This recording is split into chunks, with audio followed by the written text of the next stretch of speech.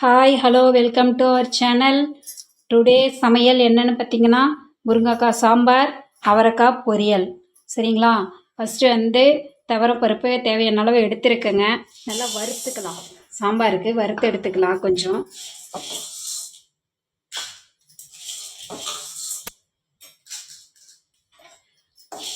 லைட்டாக நல்லா சூடு பண்ணிவிட்டு அதுக்கப்புறமா சாம்பார் பண்ணிங்க அப்படின்னா சாம்பார் நல்லா டேஸ்ட்டாக வருங்க. நீங்களும் ஒரு டைம் ட்ரை பண்ணி பாருங்கள். ரொம்ப வறுக்கணும் அப்படிங்கிற அவசியம் இல்லை, லைட்டாக வறுபட்டால் போதும். அது ஒரு டிஃப்ரெண்ட் டேஸ்ட்டு கிடைக்குங்க முருங்கைக்காய் சாம்பார். இப்போ இது வறுபட்டுருச்சுங்க, எடுத்துடலாம். பாருங்கள், பாத்திரத்தில் தான் நான் பருப்பு வேக வைப்பேங்க, குக்கரில் வைக்க மாட்டேன். குக்கரில் வச்சோம் அப்படின்னா ரொம்ப கசகசான்னு போயிடு சொல்லிவிட்டு இது கூட கொஞ்சமாக மஞ்சள் தூள் சேர்த்துக்கலாம். அப்படியே கொஞ்சமாக விளக்கெண்ணெய் சேர்த்துக்கலாங்க. விளக்கெண்ணெய் சேர்த்தோம் அப்படின்னா உடம்புக்கு குளிர்ச்சி, உடம்புக்கு நல்லது. சீக்கிரம் பருப்பு வெந்து வரும், ருசியும் கொஞ்சம் கொடுக்கும் நல்லா. இது பருப்பு வேகட்டுங்க, அதுக்குள்ளே நான் காயெல்லாம் எடுத்துகிட்டு வந்துடுறேன். இங்கே பாருங்கள், பருப்பு நல்லா வெந்து வந்துருச்சுங்க. இது கூட காய் சேர்த்துக்கலாம்.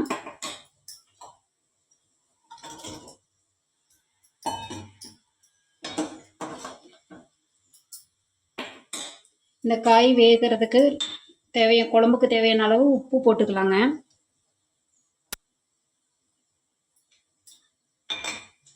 இந்த குழம்புக்கு ஒரு தாளிப்பு ரெடி பண்ணிக்கலாங்க.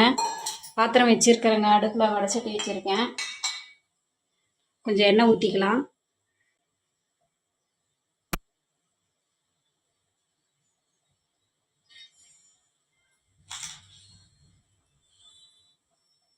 கடுகு சேர்த்துக்கலாங்க.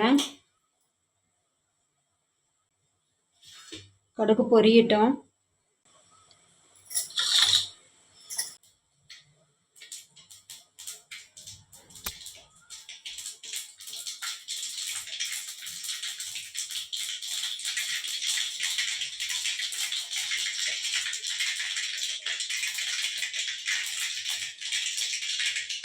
கடுகு பொரிஞ்சிருச்சுங்க. பாருங்கள், 1க்கு 2 தட்டி வச்சுருக்கேன் வெள்ளைப்பூண்டு, அதை சேர்த்துக்கலாம்.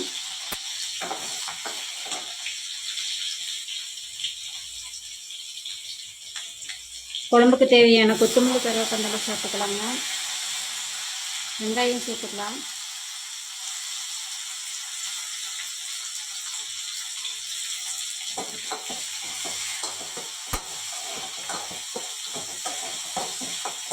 நல்லா வதங்கட்டுங்க. இதுக்கு லைட்டாக உப்பு சேர்த்துக்கலாம்.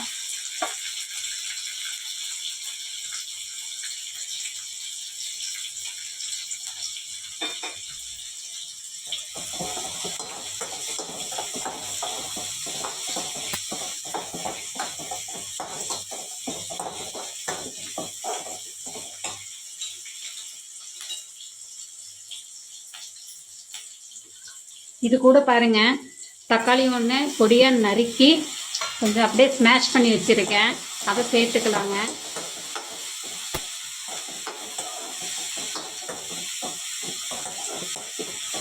நல்லா வதங்கி வரட்டுங்க.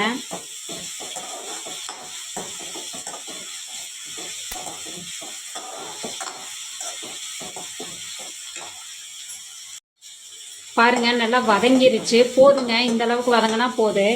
இது கூட நான் சாம்பார் பொடி சேர்த்துறேங்க. சாம்பார் பொடி நான் சக்தி சாம்பார் பொடி தாங்க. இந்த சக்தி சாம்பார் பொடி நான் 10 வருஷமாக இதை நான் யூஸ் பண்ணிகிட்ருக்கேன் சாம்பாருக்கு. நல்லா இருக்குது சாம்பார். நீங்களும் இதை யூஸ் பண்ணுவீங்கன்னு நான் நினைக்கிறேன். இது நல்லா கலக்கி விட்டுக்கலாங்க. 2 நிமிஷம் அந்த சாம்பார் பொடி போட்டதுக்கப்புறமா ஒரு 2 நிமிஷம் நல்லா வதங்கட்டும். வதங்கினது நம்ம எடுத்து சாம்பார் கூட காய் கூட கொட்டிடலாம். எடுத்து இப்போ அது மாற்றிக்கலாங்க. காய்க்கு கூட மாற்றிக்கலாம்.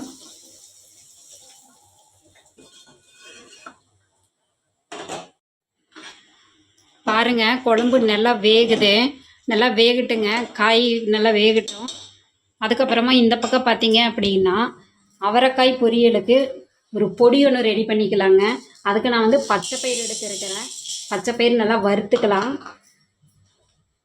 பச்சைப்பயிறு நல்லா போட்டிருக்கேன். அது கூட ஒரு 3 மிளகா எடுத்துக்கலாங்க.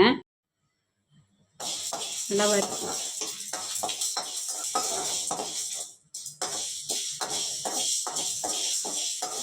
பாருங்கள், நல்லா வறுபட்டுருச்சு.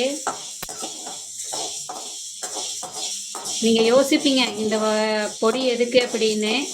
நான் பொரியல் செய்யும் போது நான் உங்களுக்கு சொல்கிறேங்க இது எப்படி யூஸ் பண்ணணும் அப்படின்னு சொல்லிட்டு. இப்போ இது வறுபட்டுருச்சுங்க, எடுத்துடலாம். வேற ஒரு பிளேட்டில் மாற்றிடலாங்க. நல்லா வறுபட்டுருச்சு.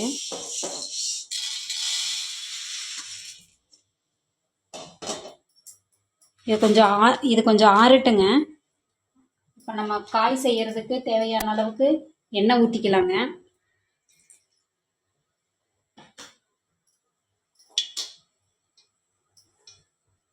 கொஞ்சமாக கடுகு போட்டுக்கலாம், பொரியட்டும். கடலைப்பருப்பு சேர்த்துக்கலாங்க. நல்லா பொரியுதுங்க.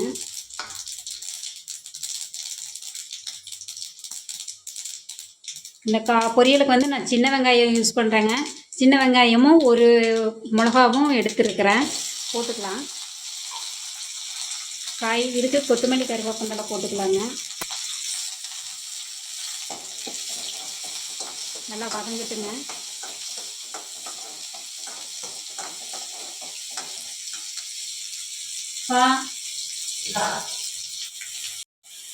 இது நல்லா வதங்கட்டுங்க. வதங்கிருச்சு. இப்போ இது கூட காய் போட்டுக்கலாங்க.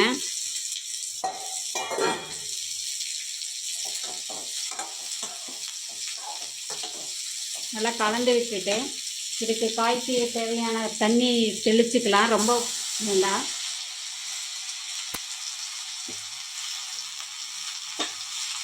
காய்க்கு தேவையான உப்பு போட்டுக்கலாங்க.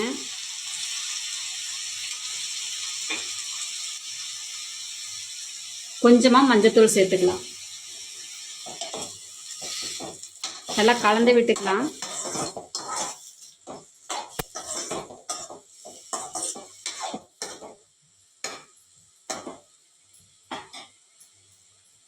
கலந்து விட்டுட்டு இது மூடி போட்டு மூடி வச்சுக்கலாம். ஒரு 5 நிமிஷம் காய் வேகட்டுங்க. காய் இது ரொம்ப வேகணுங்கிறது கிடையாது. இந்த அவரைக்காய் மூடி போட்டு மூடி வச்சுக்கலாங்க.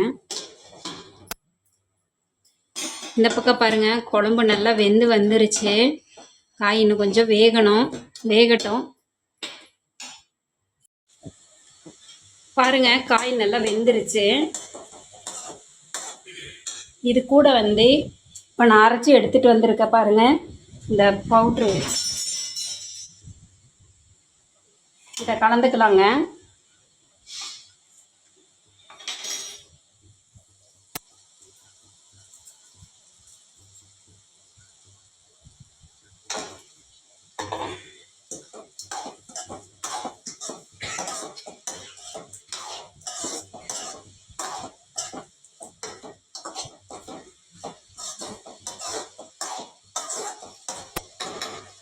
ஒரு 2 நிமிஷம் மூடி வச்சிடலாங்க.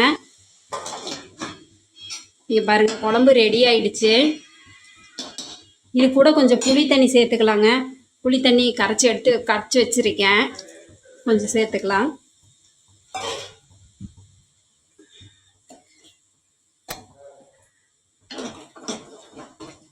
ஒரு 2 நிமிஷங்க அடுப்பில் இருக்கட்டும். அப்புறம் நம்ம வேறு பாத்திரத்துக்கு மாற்றிடலாம்.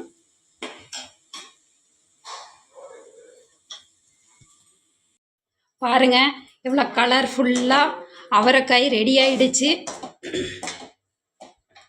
நீங்களும் இந்த மாதிரி ஒரு பொரியல் ரெடி செஞ்சு சாப்பிட்டு பாருங்கள், எப்படி இருக்குது அப்படிங்கிறத எனக்கு ஃபீட்பேக் சொல்லுங்கள். குழம்பு பாருங்கள், குழம்பு ரெடி ஆயிடுச்சுங்க. முருங்கைக்காய் சாம்பார் வந்து வேறு பாத்திரத்தில் மாற்றிக்கலாங்க.